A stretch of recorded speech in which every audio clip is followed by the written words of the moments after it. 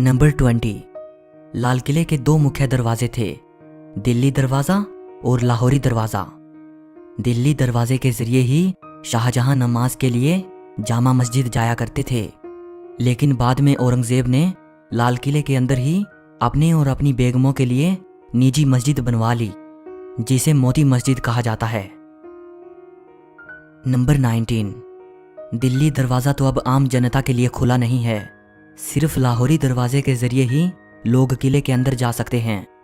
लाहौरी दरवाजे का नाम लाहौरी दरवाज़ा इसलिए पड़ा क्योंकि मुगलों के ज़माने में 3 शहर ऐतिहासिक और राजनीतिक दृष्टि से बड़े महत्वपूर्ण थे, दिल्ली, आगरा और लाहौर। और इस दरवाजे का जो फ्रंट है वो लाहौर शहर की तरफ है, इसीलिए इसे लाहौरी दरवाज़ा कहा जाता है। नंबर 18।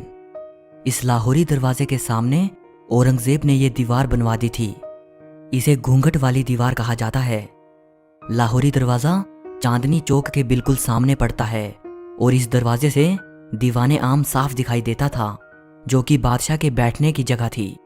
इसीलिए लोगों को बादशाह की अदब के लिहाज से चांदनी चौक पर पैदल चलना पड़ता था। ये दुविधा ख़त्म करने के लिए और किले को और भी प्रोटेक्शन देने के लिए औरंगज़ेब ने लाहौरी दरवाजे के सामने ये दीवार बनवा दी थी।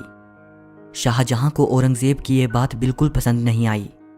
कहा जाता है कि चांदनी चौक पर खड़े होकर अगर कोई लाल किले को देखता था तब सामने लाहौरी दरवाज़ा बड़ा ही सुंदर दिखाई देता था, लेकिन बाद में दीवार बन जाने के बाद वो उतना भव्य नहीं रहा।